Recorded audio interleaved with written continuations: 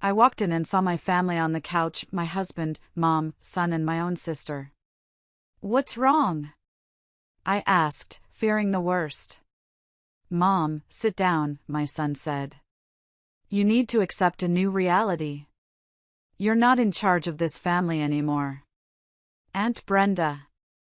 She makes Dad happier now." I was furious, they all knew. I left the room without a word. The next day, I had 118 missed calls when they realized the revenge I had prepared. "Hello there. Thank you for being here with me today. Please, make yourself comfortable. I'm going to tell you a story. It's my story. And it's not an easy one to tell, so I appreciate you lending me your time and your ear. Before I begin my story, I'd love to know which city you're joining us from. Please feel free to share in the comments. Now, let me take you into this story. You know, for the longest time, I thought I had it all. I really did. A life that wasn't flashy, not like the ones you see in the movies, but it was solid. It was real. It was the kind of life you build piece by piece, day by day, until you look around and think, this is it. This is good. I had a husband, Russell, who I'd been with for 30 years. 30 years. We met in college, two kids with more dreams than sense, and we built a life together from scratch. From a tiny, drafty apartment with mismatched furniture to a comfortable home in the suburbs with a son, Leo, who was the absolute, undisputed light of my world. I was that wife, that mom. The one who remembered every birthday, every parent-teacher conference, every doctor's appointment. I was the keeper of our family's rhythm. I knew that Russell liked his coffee with exactly 1.5 sugars, that he couldn't sleep without his favorite worn-out pillow. I was the one who made sure his favorite shirts were always clean and ironed for his business trips, the one who could whip up Leo's favorite mac and cheese from memory, the kind with the baked breadcrumbs on top, just the way he liked it. My life was a tapestry woven from these small, everyday acts of love. And I cherished it. It was my purpose. I truly believed that this foundation of trust and shared history was unbreakable. That love, our love, was enough to protect me, to protect my dignity. I was wrong. My name is Lorraine, and this is the story of how my entire world was built on a lie. It's a story of betrayal, a betrayal so deep and so personal that it forced me to become someone I never imagined I could be. It all started so quietly, as these things often do. Not with a bang, but with a whisper. A little whisper of wrongness in a life that had always felt so right. It was a Tuesday afternoon in early spring. I remember the sun was streaming through the kitchen window, catching the dust motes dancing in the air. The faint smell of freshly cut grass drifted in from the neighbor's yard. It was a perfectly ordinary day. I was sitting at our old oak table, the one we bought at a flea market when we were first married, its surface scarred with the history of 30 years of homework and family dinners. I was doing the monthly bills. Just a normal, boring chore. I had a system. I'd sort them into piles, utilities, mortgage, credit cards, and pay them one by one. As I opened the statement for our shared credit card, my eyes scanned the list of charges. The grocery store, the gas station, Leo's new soccer cleats, and then a line item that made me pause.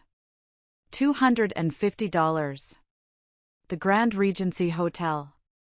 I frowned, tapping the paper. The Grand Regency was a fancy hotel downtown, the kind people used for romantic getaways or big corporate conferences. We hadn't been there. I would have remembered a $250 night at the Grand Regency. I thought back over the last month, picturing the calendar in my head.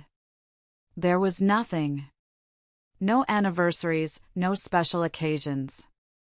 Just the steady, predictable rhythm of our lives. When Russell came home that evening, the smell of garlic bread already filling the house, I decided to bring it up. I didn't want to be accusatory. I just wanted an explanation. I waited until after dinner, after we'd cleared the plates and Leo had gone up to his room to do his homework. We were sitting in the living room, the TV murmuring in the background. "Hey, honey," I said, folding the laundry on the couch. A funny thing on the credit card bill this month. He looked up from his newspaper, peering at me over his reading glasses. Oh yeah? What's that? There's a charge from the Grand Regency downtown. From a couple of weeks ago. Do you remember what that was for? I watched his face carefully. There was no flicker of panic, no hesitation. He just blinked, then a look of recognition dawned. Oh, that. Right. The company booked a block of rooms for that marketing summit. A bunch of the executives from out of town flew in. I had to go down there for a dinner meeting one night. He folded his paper and set it aside. Don't worry about it, the reimbursement check is already on its way. I probably just forgot to submit the expense report right away. It sounded so plausible. So simple. It was a perfectly reasonable explanation. And I wanted to believe him. I was a wife who trusted her husband. That was the cornerstone of our entire marriage. So, I nodded. Oh, okay. That makes sense. I tucked the bill back into its envelope and put it in the paid pile. But as I went to sleep that night, lying next to him in our bed, I couldn't shake the feeling that something was off. It was just a little thing, a tiny detail. But it was a thread, and if I pulled on it, I was terrified that my whole world might unravel. So I didn't. I told myself I was being silly, that 30 years of marriage had earned him the benefit of the doubt. But I couldn't shake the feeling that the ground beneath my feet had just shifted, ever so slightly. That little seed of doubt started to grow over the next few months, watered by small, strange moments that just didn't add up. My sister, Brenda, started coming over more often. Which, on the surface, should have been a wonderful thing. We were sisters, only 2 years apart, and had always been close. Or so I thought. But her visits started to feel different. She'd always show up on weekdays, usually on a Wednesday, when she knew Leo was at school and I was at my part-time job at the local library. I'd come home early one day, my shift ending unexpectedly, to find her car in the driveway. When I walked in, I found her and Russell in the kitchen, leaning against the counter, laughing intimately over a half-empty bottle of wine. The air was thick with a kind of comfortable familiarity that felt exclusive, like an inside joke I wasn't a part of. They both jumped a little when I walked in, their smiles freezing for a split second before becoming overly bright, overly welcoming. "Lorraine!" Brenda chirped, rushing over to hug me. "I just popped by to see if you had any extra flour for the bake sale." Russell and I got to talking. "Yeah," Russell added, swirling the wine in his glass. "Brenda was just telling me the funniest story about her neighbor. You just missed it." I forced a smile, the hug feeling stiff and strange. "Oh, well, the flour's in the pantry, you know that." But the excuse felt thin, flimsy. And the way they looked at each other when they thought I wasn't watching, it was a look that passed between them that was more than just brother-in-law and sister-in-law. Then there were the phone calls. Russell had always been a bit attached to his phone, but now it was like an extension of his hand. He'd be on it constantly, smiling and texting, but the moment I walked into the room, he'd quickly lock the screen and put it face down on the table. "Just a work thing," he'd mutter if I asked. Once, his phone buzzed late at night after we'd gone to bed. He snatched it off the nightstand so fast, I barely saw the screen light up. He got out of bed and went into the bathroom to take the call, closing the door softly behind him. I lay there in the dark, staring at the ceiling, my stomach in knots. Our own mother, Beverly, seemed to be in on it too, in her own subtle, manipulative way. During our weekly Sunday dinners, which were a mandatory tradition, she'd make these little comments that felt like tiny, targeted digs. "Lorraine, you should let Russell have some fun," she'd say if I mentioned he'd been out late with clients twice that week. "A man with his kind of pressure at work needs an outlet. Don't be one of those controlling wives." Another time, when I mentioned Brenda seemed to be spending a lot of money lately on new clothes, my mother just smiled thinly and said, "Well, it's nice to see her enjoying life." A woman should take care of herself. The underlying message was always there: Russell and Brenda could do no wrong, and if I had a problem with it, the problem was me. I felt like I was going crazy. I tried to bring it up with Russell once, gently. We were in the car, driving home from a movie. "It seems like you and Brenda are spending a lot of time together lately," I said, trying to keep my voice light. He shot me a look of pure indignation. "She's your sister, Lorraine. Are you saying I can't be friends with my own sister-in-law? My God, you're getting paranoid in your old age." The conversation was shut down. I was the paranoid one. The insecure one. The controlling one. They were so united, a solid wall of denial that made me question my own sanity.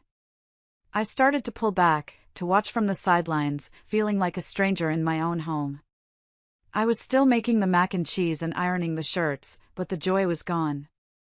It was just motion, a hollow routine I performed while a storm gathered inside me. The worst part was the loneliness. To be surrounded by your family, your husband, your sister, your own mother, and feel utterly, completely alone, it's a cold, hollowing feeling.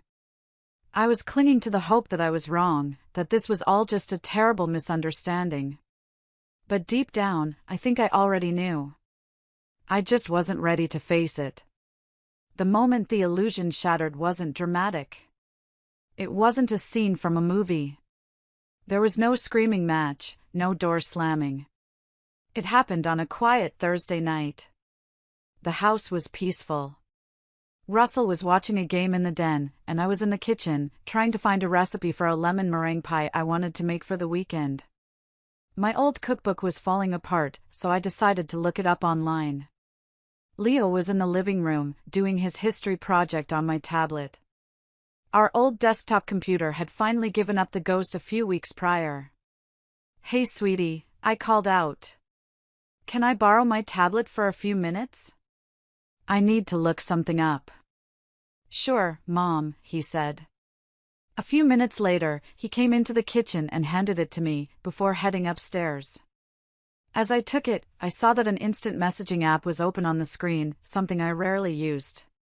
And at the top of the conversation list was a group chat with a name I'd never seen before, The Confidants. My heart gave a strange little flutter. Curiosity got the better of me. Who were these confidants? I tapped on the group name, and the participants were listed right there: Russell, Brenda, and Beverly. My husband, my sister, and my mother. My blood ran cold. My hands started to tremble. This had to be a mistake. Maybe it was for planning a surprise party for me? My birthday was a few months away. It was a desperate, flimsy hope, and I knew it. With a deep, shuddering breath, I started to scroll up. The conversation stretched back for months. And as I read, the world I knew, the life I had built, the very foundation of my identity, crumbled into dust around me. It was all there. In black and white. Vile, irrefutable proof. "Brenda, he's taking me to that steakhouse Friday. Just tell her you're working late." My breath hitched. My hand flew to my mouth to stifle a sob. That was our anniversary steakhouse. The place Russell had proposed to me 31 years ago. A place I thought was sacred to us. Russell, done. She won't suspect a thing. She's too busy planning Leo's birthday party to notice anything. A wave of nausea washed over me. I had spent weeks planning that party, staying up late to hand-make decorations, wanting every detail to be perfect for my son, while he was using my love for our child as a cover for his sordid little trysts. I felt dizzy. I had to sit down at the kitchen table, the screen of the tablet glowing with betrayal. I kept scrolling, my eyes burning, forcing myself to absorb every poisonous word. They joked about a sweater I had bought him for Christmas. They mocked my taste in movies. They laughed about a time I'd gotten a flat tire and had to call him for help, a memory I had thought was a sweet example of him being my hero. To them, it was a joke about my incompetence. And then, the message that broke me. the one that turned the knife. It was from my own mother. "Beverly, just be careful, you too. We can't have her finding out before we secure the inheritance from your father's estate. Once that's settled and we have control of the trust, she'll have no choice but to accept the new reality. Inheritance." My father, who had passed away 2 years prior, had been a careful, successful man. He had left me a significant sum, along with the paid-off house we were living in, which had been in our family for generations. They weren't just betraying me emotionally. They were actively plotting to steal my financial security, my legacy from my dad. This wasn't a passionate mistake. This was a cold, calculated conspiracy. In that moment, sitting in the dim light of my once happy kitchen, the old Lorraine, the trusting, loving, forgiving Lorraine, died. She evaporated, leaving behind something cold, hard, and sharp. The grief was immense, a physical weight on my chest that made it hard to breathe, but underneath it, a different feeling was beginning to smolder. It was rage. A pure, clean rage that burned away the confusion and the self-doubt. They thought I was a pushover. They were about to find out what happens when you push someone too far. The days that followed were a blur of calculated numbness. I moved through my life like a ghost, an actress playing the part of myself. I performed my duties with a chilling precision. I made breakfast, the clinking of the silverware sounding unnaturally loud in the silent kitchen. I packed Leo's lunch, a little note tucked inside just like always, my handwriting the only thing that didn't feel like a lie. I kissed Russell goodbye in the morning, the touch of my lips on his cheek feeling like ash, a phantom gesture from a life that was no longer real. But inside, I was a different person. My mind, which used to be filled with grocery lists and PTA meeting reminders, was now a whirlwind of planning, of piecing together the true extent of their deception. The rage was a constant, low hum beneath the surface, a furnace that kept me going. The final, brutal confirmation came from the one person who never meant to hurt me, my son. The final nail in the coffin of the family I thought I knew. It was a Saturday morning, a few days after I'd discovered the group chat. The weather was beautiful, one of those perfect autumn days. We were in the backyard, planting some new tulip bulbs for the spring. It was a ritual we had, a small tradition. Leo was digging in the dirt, his face smudged and serious as he carefully placed a bulb in the hole he'd made. Out of nowhere, he looked up at me with his big, innocent eyes, the same color as mine, and said, "Mom, why does Dad play the secret wrestling game with Aunt Brenda?" I froze, the small trowel falling from my hand and landing with a soft thud on the grass. My voice, when I found it, was a strained whisper. What game is that, sweetie?" "You know," he said, matter-of-factly, as if discussing a cartoon. "The one they play in your bedroom when you're at work. They close the door and tell me to be quiet 'cause it's a grown-up game. Aunt Brenda says it's our little secret." My heart felt like it had been ripped from my chest and stomped into the dirt. They hadn't just done this behind my back. They had done it in my home, in my bed, with my child just rooms away. They had poisoned the sanctity of my home and tried to poison the innocence of my son, turning him into an unknowing accomplice in their sordid affair. Then he added the final, devastating detail.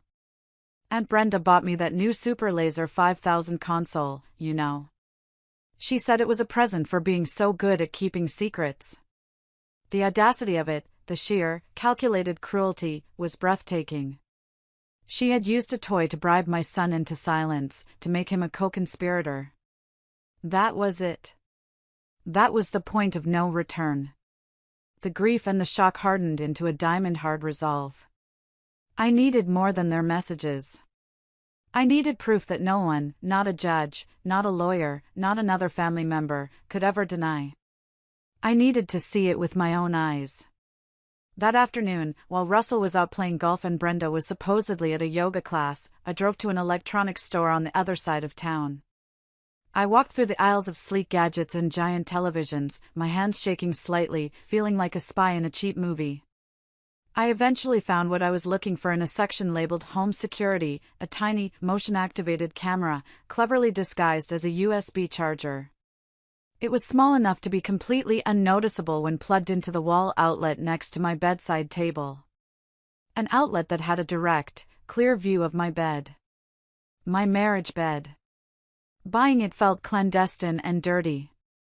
I paid in cash, my heart pounding as the young clerk rang me up, half expecting him to ask what I needed it for. He didn't, of course. He was just a kid doing his job. Setting it up was one of the hardest things I've ever had to do.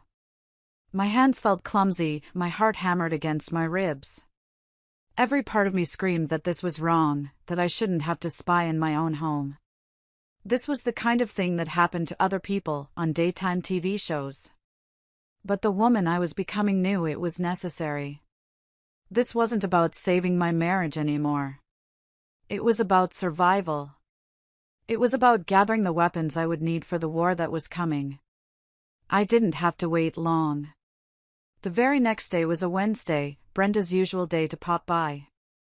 I told Russell I was taking on an extra shift at the library, a lie that slipped off my tongue with terrifying ease.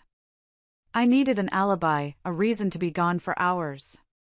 Instead of going to the library, I drove to a nondescript coffee shop miles away from home, in a town where no one would know me. I chose a small table in the back corner, ordered a coffee I never intended to drink, and opened my laptop. My hands were slick with sweat as I connected my phone to the camera's live feed. And then, I waited. For 2 hours, I sat there, pretending to read, my stomach churning. Then, at 2:15 p.m., my phone buzzed with a motion detection alert. My breath caught in my throat. And I watched. I watched as my sister, Brenda, let herself into my house with a key I never knew she had. I watched as my husband greeted her in the foyer, not with a friendly hug, but with a deep, passionate kiss that seemed to go on forever. I watched as they made their way, laughing, his arm around her waist, into my bedroom. My bedroom. I should have turned it off. I should have thrown my laptop against the wall. But I couldn't.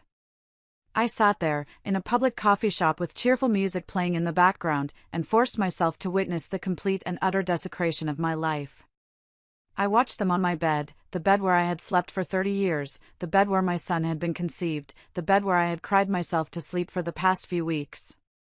And then I saw it. The final, intimate betrayal. The detail that would burn itself into my memory forever. Around Brenda's neck was a delicate gold locket. My grandmother's locket. My grandmother had given it to me on my 16th birthday, her hands trembling as she fastened it around my neck. It had gone missing years ago, and I had been heartbroken, searching the house for weeks, assuming I'd lost it forever. I watched, frozen, as Russell took the locket in his fingers. He opened it, revealing the tiny, faded photos of my parents on their wedding day inside. And he kissed it gently, right before he kissed my sister. He had stolen a piece of my history, a piece of my soul, and given it to her as a trophy. I didn't scream. I didn't cry. A strange, chilling calm settled over me. It was the calm of absolute certainty. There were no more doubts, no more questions. There was only the cold, hard truth. I reached out a steady hand and clicked record. I let the camera run for another 10 minutes, capturing more than enough undeniable evidence. Then I saved the video file to a secure cloud drive, and to a separate USB stick. I packed up my laptop. I walked out of that coffee shop, leaving a full, cold cup of coffee on the table. The woman who had walked in there a few hours earlier was gone forever. In her place was a woman with a mission. They had treated me like a fool. They had laughed at my expense. Now, they were going to see what their fool was truly capable of. The game was on. And I was going to win. The next morning, I called in sick to the library. I told them I had a terrible migraine, which wasn't entirely a lie. The pressure behind my eyes was immense. But instead of staying in bed, I got dressed in the nicest suit I owned, a charcoal gray outfit I usually saved for weddings or funerals. It felt appropriate. This was, after all, the funeral of my marriage. I drove to the city. My destination was a tall, glass building with the names of a prestigious law firm etched in gold on the door. I had spent the entire night researching, fueled by coffee and rage, looking for the best, most ruthless divorce attorney I could find. Her name was Ms. Evelyn Davies, and her reputation preceded her. Online reviews called her the Shark. They said she was brilliant, relentless, and took no prisoners. She was exactly what I needed. I sat in the plush, silent waiting room of her office, feeling small and out of place among the expensive leather chairs and modern art. But when she walked up to greet me, a tall, imposing woman in her 50s with sharp eyes and an even sharper suit, I felt a flicker of strength. She didn't offer fake sympathy. She just shook my hand firmly and led me into her office. Her office overlooked the entire city, a view of power and control. I sat across from her at a polished mahogany desk, the city skyline behind her. "So, Mrs. Albright," she said, her voice crisp and clear. "Your call was urgent. Tell me what's going on." I didn't cry. I didn't get hysterical. The time for tears was over. I calmly opened my purse, took out a small, unlabeled USB drive, and slid it across her desk. "Before I say anything," I said, my voice steadier than I expected, "I need you to watch this." She raised a perfectly sculpted eyebrow, but she took the drive and plugged it into her computer. I didn't watch the screen. I watched her face.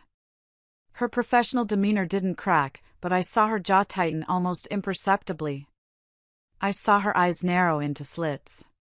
When the 10-minute video was over, she closed the laptop with a soft click and turned her full attention to me.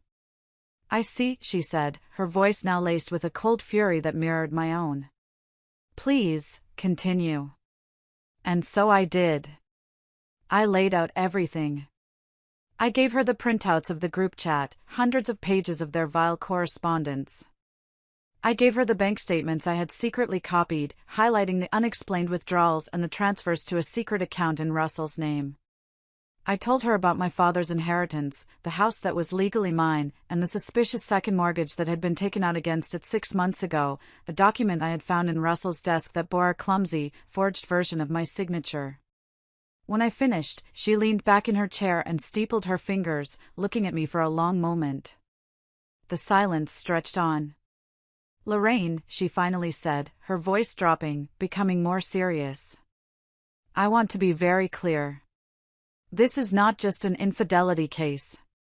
This is a coordinated, systematic campaign of financial and emotional abuse. What your husband, your sister, and your mother have done, it's not just wrong, it's criminal. We have them on bank fraud, conspiracy to defraud, and forgery. This goes far beyond a simple divorce." Hearing my deepest fears validated by this powerful, intelligent woman felt like a dam breaking inside me. The weight I had been carrying alone suddenly felt a little lighter. "I don't just want a divorce," I told her, the words tasting like metal in my mouth. "I want to take back everything they have stolen from me. My money, my house, my life. I want to make sure they can never do this to anyone ever again." Ms. Davies smiled, a thin, sharp smile that didn't quite reach her eyes. It was the smile of a shark that had just scented blood in the water. "Oh, we'll do more than that," she said. "We're going to dismantle their entire world. We will pursue this both in civil court for the divorce and the return of your assets, and I will be handing over a copy of this file to the district attorney's office. They will face criminal charges." We spent the next 2 hours mapping out a strategy. It was a two-pronged attack. The first prong was the silent, legal one. Ms. Davies and her team would begin the process of freezing assets and preparing a mountain of legal paperwork that would drop on them like an avalanche. The second prong was my own. I told her I couldn't just let this play out in courtrooms. I needed to confront them. I needed to see the looks on their faces when their perfect, secret world came crashing down. And I knew the perfect place to do it. Our family had a tradition, a big Sunday dinner at my mother's house every month. It was their stage, the place where Beverly played the benevolent matriarch and they all reinforced their web of lies. It was supposed to be next week. It would be their last supper. I would be the one serving up justice. And it would be a dish best served cold. Ms. Davies, after a moment of consideration, agreed. A public confrontation with witnesses would make their denials in court all the more difficult. For the next week, I became the greatest actress of my lifetime. I went home and I played the part of the happy, oblivious wife. It was the most excruciatingly difficult performance of my life. I smiled when Russell walked in the door. I made his favorite dinner, pot roast. I asked him about his day and listened to his lies with a serene, interested expression on my face. Inside, I was a coiled spring of rage and anticipation, but on the surface, I was a placid lake. Sharing a bed with him was the worst part. Lying there in the dark, feeling the warmth of his body next to mine, a body that had been with my sister just days before. I would wait until his breathing evened out into a deep sleep, and then I would slip out of bed and go downstairs. I'd sit in the dark kitchen with my laptop, going over the evidence again and again, feeding my rage, strengthening my resolve. I was like a general planning a battle, memorizing every detail of the enemy's weakness. Brenda called me twice that week, her voice dripping with the fake, cloying concern that I now saw for what it was. "Hey, sis. Just checking in. You've seemed a little quiet lately. Everything okay?" "Just tired from work," I'd reply, my voice smooth as silk. "Looking forward to Sunday dinner, though. It'll be nice for us all to be together." "Me too," she chirped, oblivious. "I'm making my famous apple crumble for dessert." The irony was so thick I could have choked on it. The plan for the dinner was simple but devastating. Ms. Davies had helped me prepare 4 packages. Each one was a thick manila envelope, and inside each was a curated collection of their crimes, tailored to the recipient. For Russell, there were screenshots of his most damning messages with Brenda, glossy 8x10 stills from the bedroom video, and bank statements showing money moved from our joint account to his secret one. For Brenda, there were her own incriminating messages, proof of her lavish spending, and a copy of the deed to my house showing the fraudulent loan taken out against it. And for my mother, Beverly, there were her messages orchestrating the entire affair, especially the parts about my inheritance and the college fund my father had set up for Leo, which they had been systematically draining. The 4th envelope was for Brenda's husband, Dale. It was the thinnest, but the most brutal. It contained only what he needed to know, proof of the affair and the theft from their son's education savings. The day of the dinner, I made sure Leo had a sleepover arranged at his best friend's house. I dropped him off that afternoon with a hug that lasted a little longer than usual.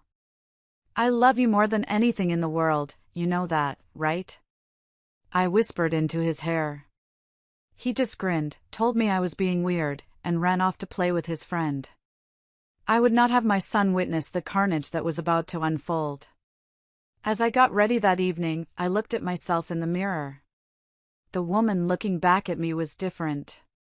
The softness around her eyes was gone, replaced by a steely glint. The perpetual worry line between my brows had smoothed out, replaced by a look of grim determination. I chose my outfit carefully, a simple, elegant dark blue dress. I wanted to look composed, in control. I was not a victim about to be thrown to the wolves. I was the hunter, and the trap was set. Tonight, the charade would end. Tonight, they would finally see the woman they had created. The drive to my mother's house felt surreal. The familiar streets of my childhood town looked different, colored by the new, harsh reality I was living in. Beverly's house was the epicenter of my family's life, a large, pristine colonial home with white columns and a perfectly manicured lawn. It always screamed wealth and good taste on the outside, but I now knew it was rotting from the inside out, a beautiful facade hiding a core of decay. When I walked in, the scene was disgustingly perfect. The smell of roast beef and rosemary filled the air. My mother, Beverly, greeted me at the door with a kiss on the cheek that felt like the touch of a snake. "Lorraine, darling. I'm so glad you could make it. You look lovely." Russell was already there, holding a glass of whiskey, laughing with Brenda's husband, Dale, a good, simple man who worked as a contractor and who had no idea he was living a lie, too. Brenda came out of the kitchen, wiping her hands on a frilly apron, playing the part of the dutiful daughter. "Lorraine! You look great," she chirped, her voice a little too high. She hugged me, a quick, brittle embrace, and I had to use every ounce of self-control not to recoil. I could feel the cold metal of my grandmother's locket through her thin sweater, resting against her skin. My locket! The rage inside me flared hot, but I pushed it down. Not yet. We all gathered in the dining room, around the huge mahogany table that had hosted 100 family celebrations, 100 Christmases, 100 lies. Dale was seated next to Brenda, and he reached for her hand, giving it a loving squeeze. My mother sat at the head of the table, beaming like a queen presiding over her court. Russell sat beside me, and at one point, he had the audacity to put his hand on my knee under the table and squeeze it affectionately. I wanted to be sick. I moved my leg away, and he gave me a slightly puzzled look. The conversation was light, meaningless, a symphony of hypocrisy. They talked about work, about the weather, about a new show on TV. All the while, I could feel the weight of the manila envelopes in my large handbag by my feet. My heart was pounding a steady, heavy drumbeat against my ribs, but my hands were perfectly still. I ate my roast beef. I complimented my mother on the gravy. I smiled at their jokes. I played my part one last time. Then, just as my mother was about to bring out Brenda's famous apple crumble for dessert, I cleared my throat. "Actually, before we have dessert," I said, my voice cutting through the cheerful chatter like a shard of glass. The room fell silent. Everyone turned to look at me, their forks halfway to their mouths. "I have something I'd like to share," I continued, my voice dangerously calm. "A little, family project I've been working on." I leaned down, my movements deliberate, and retrieved the envelopes from my bag. I stood up. The sound of my chair scraping against the hardwood floor seemed to echo in the room. I walked around the table, a grim reaper delivering judgment. I placed one envelope in front of Russell, one in front of Brenda, and one in front of my mother. Beverly looked at the thick, brown envelope, her eyes narrowing. "Lorraine, what is this? Some kind of joke?" "Go ahead," I said, my voice as cold and flat as a frozen lake. "Open them." The sound of paper tearing was deafening in the silent room. I stood at the end of the table and I watched their faces, one by one. I saw Russell's confident smirk falter as he pulled out the first page, a screenshot of him and Brenda kissing in my foyer. I saw his face drain of all color, turning a pasty, sickly white as he flipped through the glossy 8x10 stills from the bedroom camera. I saw Brenda's hand fly to her mouth, a choked gasp escaping her lips as she read her own treacherous words, her texts planning secret meetings, mocking me. I saw her eyes dart around the room like a trapped animal. And I saw my mother's regal composure shatter. Her face turned a mottled, ugly shade of red as she stared at the evidence of her conspiracy, the printouts detailing her plan to secure my inheritance. Dale, utterly confused, looked from his wife's horrified face to me. "Lorraine, for God's sake, what's going on?" I had an envelope for him, too. I walked over and handed it to him, my eyes soft with a pity I only felt for him. "I think you deserve to know, Dale. You're part of this family, too." He opened it. His face, as he read, went through a rapid, terrible transformation. Confusion turned to disbelief, disbelief to dawning horror, and finally, to a look of such profound, gut-wrenching pain that I almost looked away. He looked at the bank statements, at the proof that the college fund he worked so hard to build for their son was nearly empty. The silence that followed was heavy, suffocating. It was the silence of utter ruin. Then, all hell broke loose. "What the hell is this?" Russell finally hissed, his voice a strangled whisper. He shoved the photos away from him as if they were contaminated. He looked at me, his eyes wide with a mixture of fear and fury. "Lorraine, why would you do this? This is private." "Do this?" I repeated, and a laugh, a harsh, bitter sound I didn't recognize as my own, escaped my lips. You mean expose your lies? You're cheating? The fact that you've been sleeping with my sister in my own bed? Was that private too? Or was it just my dignity that you didn't mind making public? Brenda started to sob, thick, theatrical tears that held no currency with me anymore. It's not what it looks like. You're twisting everything. We were just comforting each other. You've been so distant lately. Distant? I shot back, my voice rising. I've been distant? Or was I just busy running our home, raising our son, and managing the life that you were so busy blowing up behind my back? And am I twisting these bank records, Brenda? I pointed a trembling finger at the papers. Am I twisting the fraudulent loan you and Mom took out on my house? The house my father left to me? That's when Dale finally spoke. He held up a single piece of paper, his hand shaking violently. He looked at Brenda, his voice cracking with a pain that was awful to witness. The college fund, Brenda? You took the money we saved for Michael's future? For his education? Brenda just stared at him, her face a mask of guilt, unable to speak. You told me the market was down, he whispered, the realization dawning on him. You lied to me for months. My mother, Beverly, finally found her voice. She slammed her hand on the table, the silverware rattling.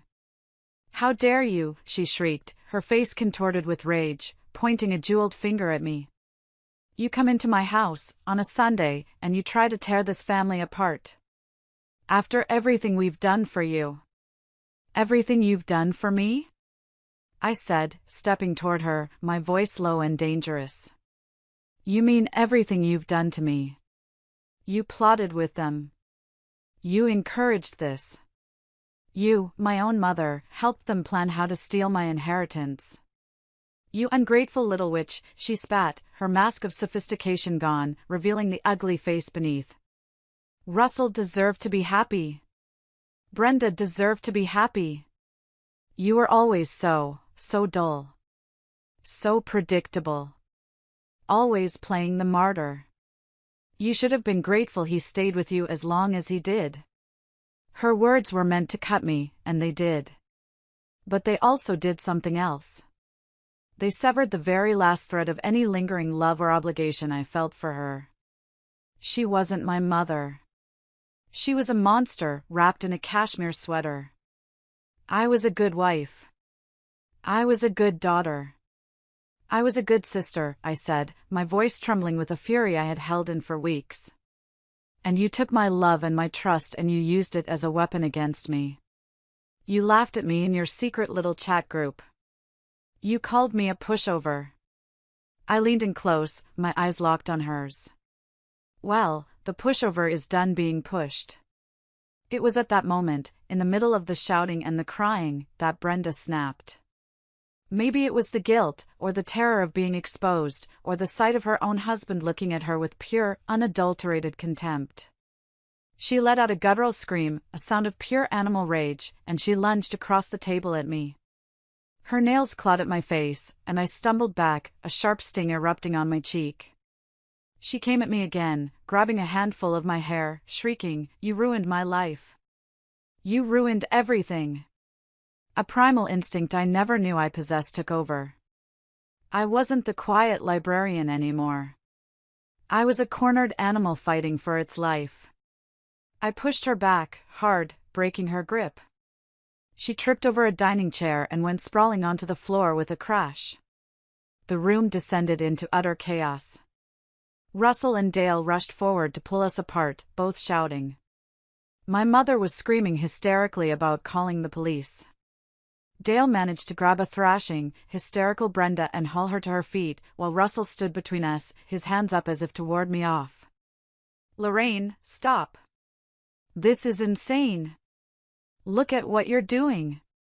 I stood there, breathing heavily, my hair a mess, a stinging scratch on my cheek. I looked at the wreckage around me, my weeping sister, my terrified husband, my apoplectic mother, and Dale, whose entire world had just been detonated. The beautiful dining room was a war zone. The roast was getting cold. The apple crumble would never be served. And I had started the war. I want to stop here for just a second. If you're still listening, if you've followed me this far into the darkest night of my life, I need to ask you for a small favor. Please help me out by liking this video and commenting the number 1 down below. That way, I'll know you gave me a like, and I'll know you're right here with me on this journey. Hearing what came next, it's not easy. But your support means the world to me and gives me the strength to keep going. Please, comment with a number 1, and then listen to the rest of my story. In the ringing silence that followed the fight, the only sound was Brenda's ragged sobbing. My mother was the first to recover. She fumbled for her phone, her hands shaking with rage. "That's it. I'm calling the police. I'm having you arrested for assault. I saw you push her." I just looked at her. I felt nothing. No fear, no panic. Just a cold, clear certainty. I was 10 steps ahead of them. "Go ahead, Mom," I said, my voice calm. "Call them. I'm sure they'll be very interested in this envelope right here." I picked up her packet of evidence from the table and waved it gently. "It's got everything. The conspiracy to commit fraud, the forged signatures on the loan documents. Wire fraud is a federal offense, you know. I had a very interesting chat with my lawyer, Ms. Davies. She was very clear on the potential legal ramifications. I'm sure the DA will have a field day with your family-only group chat. I might get a slap on the wrist for tonight, for defending myself. But you? You 3 are looking at prison time." I watched the color drain from her face. Her hand, holding the phone, slowly lowered to her side. The word lawyer had hit its mark. She knew I had her. They were all trapped in the web they had so carefully woven for me. I stood up straight and pulled my dress back into place. I felt a strange sense of power, of clarity. For the first time in my life, I was the one in control. I looked at each of them, my voice leaving no room for argument. "Here's what's going to happen," I began, addressing the room like a CEO at a hostile takeover. "Russell, my lawyer will be serving you with divorce papers tomorrow morning at your office. Don't bother coming back to the house. I've already had the locks changed this afternoon while you were here." His mouth opened and closed like a fish. "You can't do that. Half of that is mine." "Actually, it's not," I said coldly. "The house was part of my inheritance. And as for our other assets, Ms. Davies has already filed an emergency motion to have them frozen, pending the investigation into the significant funds you've been embezzling from our joint accounts. You'll be lucky if you walk away with your golf clubs." I turned to my sister, who was now being held up by Dale, looking at me with pure hatred in her red-rimmed eyes. "Brenda, I suggest you get a very good lawyer. Because not only am I suing you civilly for your part in the fraudulent loan, but Dale here seems to have his own case against you for emptying your son's college fund." Dale just nodded numbly, holding his wife at arm's length as if she were poison. "And that locket around your neck," I added, my voice dripping with ice. "It was a gift from my grandmother. I'll be expecting it back." Finally, I turned to my mother.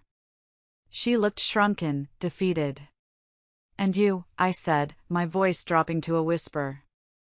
"You will never see your grandson again. You will not call him. You will not send him gifts. He will not be a part of your toxic world. You are dead to him, and you are dead to me. You made your choice." I didn't wait for a response.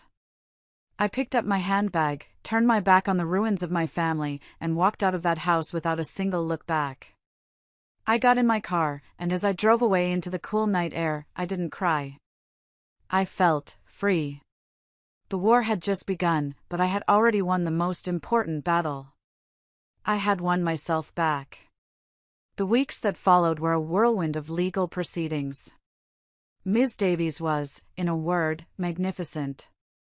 She was a general, and I was her soldier. We had daily calls. We met in her office to go over strategy.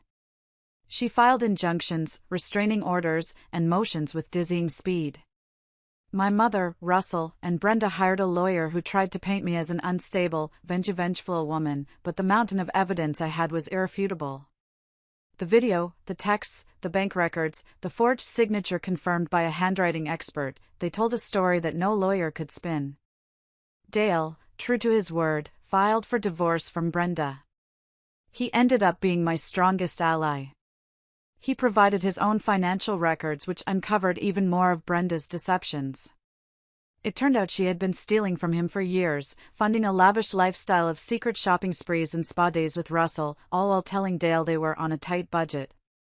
He moved out of their house and fought for, and won, sole custody of their son. I felt a deep sadness for him. He was another innocent casualty in their selfish war. We spoke on the phone a few times, two survivors of the same shipwreck, offering each other quiet support. The financial fallout for them was catastrophic. The court froze their assets pending the fraud investigation.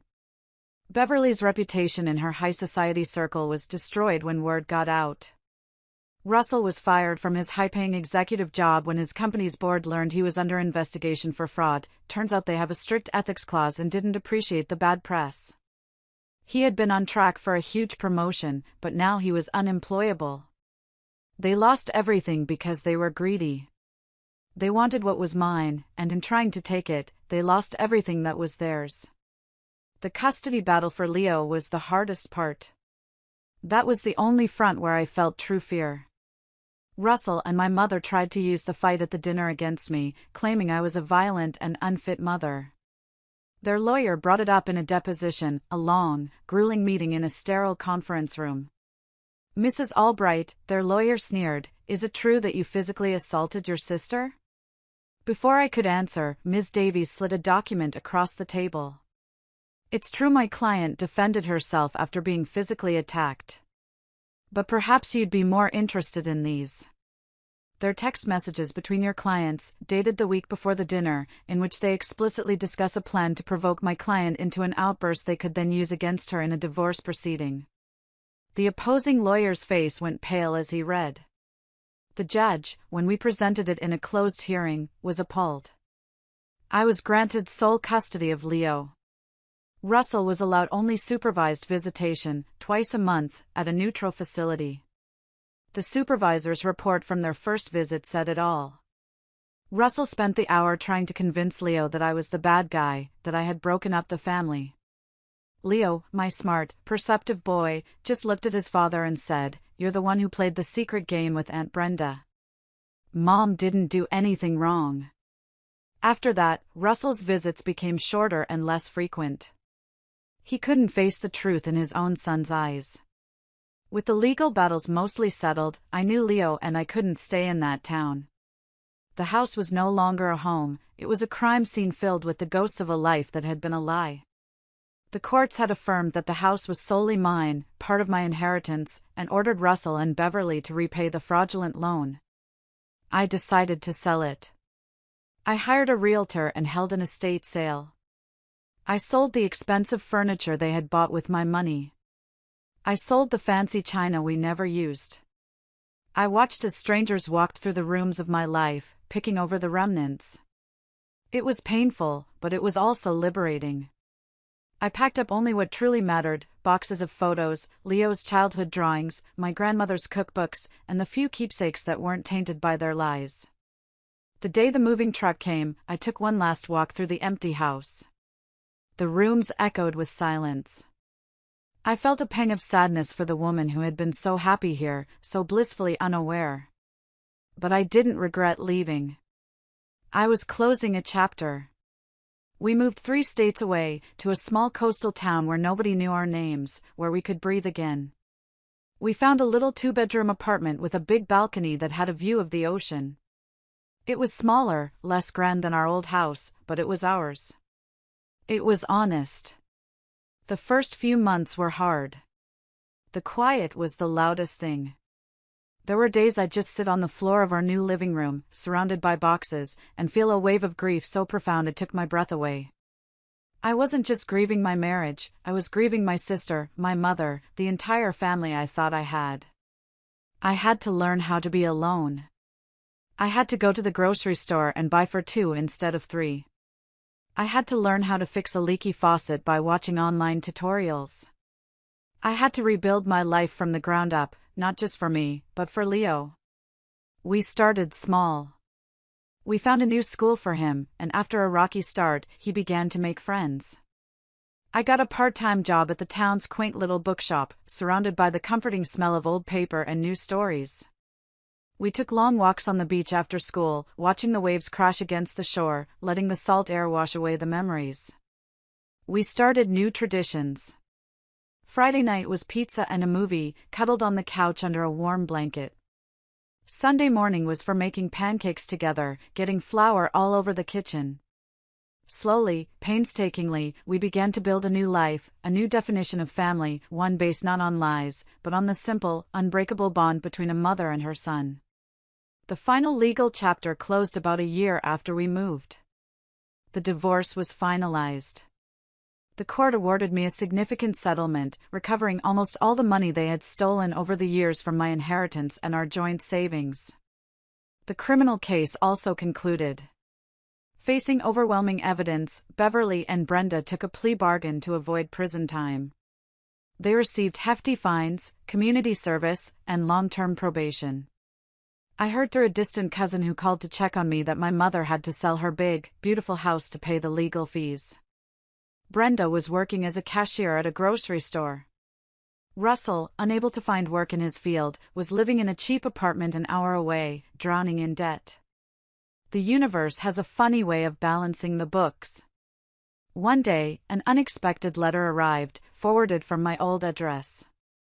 It was from Russell. It was long, 10 pages, handwritten, rambling, and stained with what looked like tears. It was full of self-pity. He said he was sorry, that he'd made a terrible mistake, that he missed me and Leo every day. He blamed Brenda for seducing him, he blamed my mother for encouraging him, he blamed his stressful job, he blamed everyone but himself. At the end, he asked if I could find it in my heart to forgive him, if maybe we could talk. I read the letter once, standing on my small balcony, the ocean breeze ruffling my hair. Then I walked back inside, found a pair of scissors, and methodically cut the letter into tiny little pieces. I walked back out to the balcony, opened my hand, and let the ocean breeze carry the confetti of his excuses away, scattering them over the waves until they were gone. Forgiveness? Maybe one day. But forgiveness is for my own peace, not for his absolution. He hadn't earned it. My life isn't perfect now. There are still scars. There are days when a sad song on the radio will make my chest ache, or when I see a happy family that looks like mine used to, and I feel a pang of loss for the lie I once believed in. But the scars are a part of my story, a reminder of the strength I never knew I had. Leo is thriving. He's a teenager now, tall and funny, with a good heart. He's on the soccer team. He has a crush on a girl in his science class. He is happy. He is safe. And me? I'm happy too. I've found a quiet, simple joy that I never knew when I was living in that big, beautiful house full of secrets. I have friends from the book club at the shop. I'm taking a pottery class. I'm learning how to be just Lorraine, not someone's wife or daughter, but my own person. Sometimes, when I'm at the bookshop, a customer will come in looking for a story with a happy ending. I always smile, because I finally have one of my own. It's not a fairy tale ending, not the one I would have written for myself all those years ago. But it's a real one. It's the story of a woman who was pushed to the edge and found out that she could fly. Thank you for listening. Thank you for being here with me. If my story has touched you in any way, if it has made you feel less alone, or given you a bit of strength, please share it with someone who might need to hear it. You never know whose life you might touch. Take care of yourselves, and never, ever let anyone make you feel like you're less than you are. You are stronger than you know.